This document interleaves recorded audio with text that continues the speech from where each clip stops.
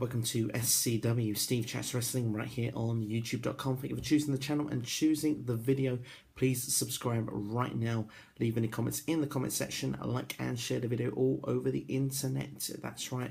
We're just going to give a little bit of a reaction video to the WWE draft and going through all the news, all the selections for Raw and SmackDown. Just go through the channel and you can see each video that's been uploaded this evening. There's quite a few there for you to choose from. This is the pros and the cons and basic conclusion, what I feel from the WWE draft from what we have seen this evening.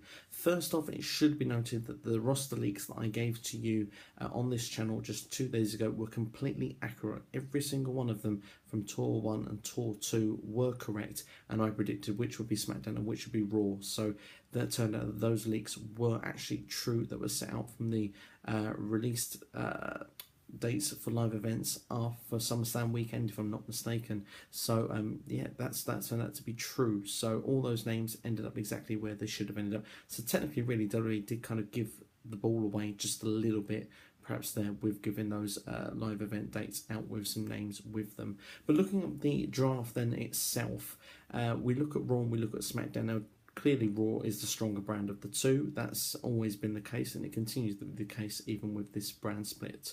But SmackDown will hold itself own, its very own in the main event scene. It's got enough people to keep the main event going. The show is going to be shorter each week. There'll be less matches each week. So SmackDown probably will just about able to cope with what they have got. They have improved what was seemed on the TV side of things. They have now enough of a tag team competition, enough of a mid-card competition to make a go of things on SmackDown. The only thing I've got with SmackDown against it is that I think that it's got potential of being stale pretty quickly.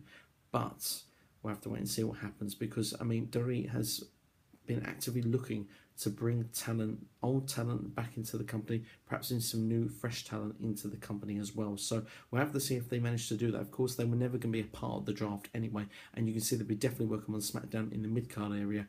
On Raw, they'd actually be welcome near the main event area. If someone like Goldberg was to come in, Raw would be a perfect place for him to come into. The Undertaker as well, Raw would be perfect for him to come into, should they actually manage to get Undertaker to do any dates over the next year. Of course, the last we heard of the Undertaker, apparently he had said after WrestleMania 32 that he was done. So we'll have to wait and see if that is the case or isn't the case as time goes forward. So that's what we've seen from the draft, but we can see some very exciting matches. Definitely Raw is going to be the place to be for the younger, fresher talent. SmackDown is going to be more character development, which is kind of cool, and perhaps some of the big names over the past times like John Cena, Randy Orton, you could even argue Kane being in that as well. So it's very interesting stuff indeed. It's pretty exciting on the whole. I think the draft has worked out okay. I think that there is enough names to fill up the hours of television each week. Whether these people are going to be good enough to get good ratings or not, time will tell. Like I said, there is room for the likes of people if they do bring in a Carlito, a John Morrison, Shelton Benjamin. I mean, Kurt Angle now we know is not going to happen, but if we see any of these names now grabbed hold of, we can see there is a place for them where they might fit in on the shows now. There is a place for talent to come back into WTV, so we'll see over the coming weeks and months if they do actually bring new people in to the company, full stop. Of course, Raw has the Cruiserweight division as well to look forward to. Raw has most of the championships, which is perhaps a bit of a shame. I'm a bit disappointed with the Intercontinental title being on SmackDown at the moment. Of course, they've done so much work to rebuild these mid-card titles, and it feels that it's going to go a bit to waste with the Intercontinental title on SmackDown, or whichever title ends up on SmackDown. Of course, both belts could change at Battleground, which would then mean Darren Young would be the Intercontinental Champion on Raw, and Zack Ryder would be the US Champion on SmackDown. Yeah, I heard that as well. I don't see that necessarily happening. I think the champions will stay the same, and I think the belts will stay the same. They could still change both hands between now and then.